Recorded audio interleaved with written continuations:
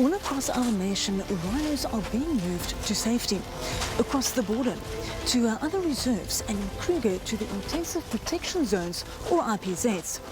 Now, it takes a lot of teamwork, but the real hero here comes in liquid form. In order to move these 2-ton beasts, drugs are involved. In this episode of Rhino Brief, we take 180 seconds to look at drug combinations vets use to anesthetize our rhino.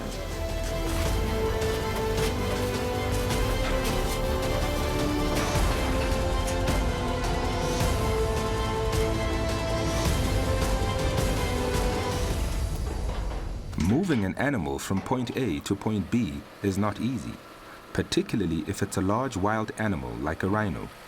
This is where the science of anesthetics comes in. Vets need to understand how these drugs work and how animals respond to them once they are under. The more vets understand about the drugs and their physical effects, the better the decisions they can make in tough situations in the field.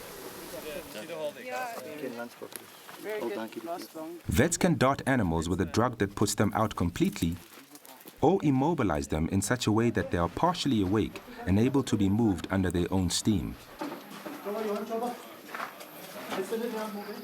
Etofine, or M99, is the main drug used by wildlife vets to immobilize animals. Other drugs are used with the M99 to help various animals cope with being under anesthetic. Sekere species is meer sensitief vir die effekte van die middel as ander species. Soos M99 in mense gaan jou letterlik in 'n paar minute doodmaak, want jy is baie sensitief selfs vir 'n klein hoeveelheid van die middel. Olifante kan mens maar sê jy gebruik 'n relatiewe klein dosis vir 'n groot dier, maar hulle hanteer dit baie goed.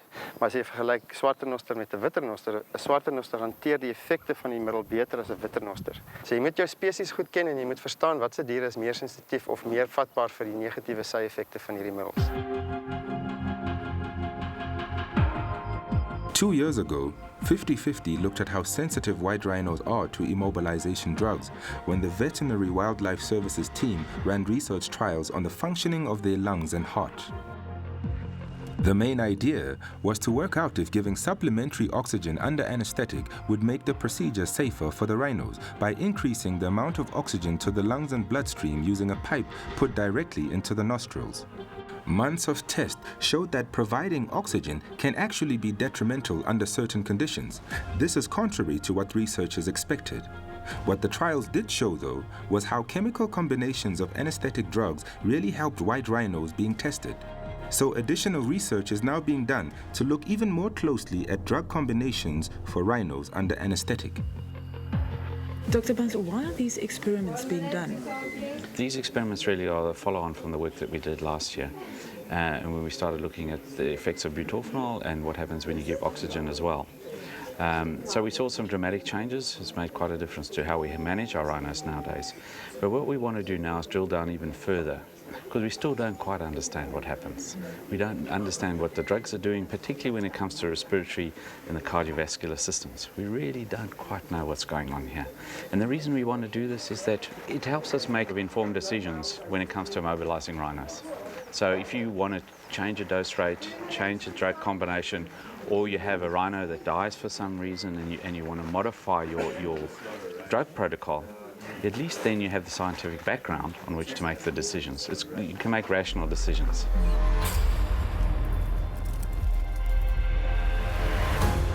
We actually are discovering things that are very, very different to what people have thought in terms of how the drugs work and what they do to the animal.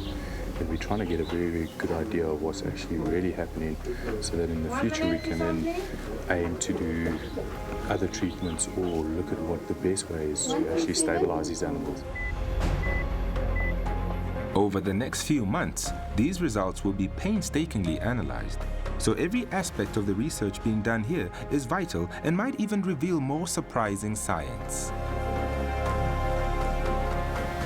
Out of all the large mammals on the planet, isn't it ironic that the white rhino suffers the most under anesthetic? And they are the ones being drugged all the time, in moving them, dehorning, microchipping. But I'm confident that science will get to the bottom of this mystery. And that's your Rhino Brief.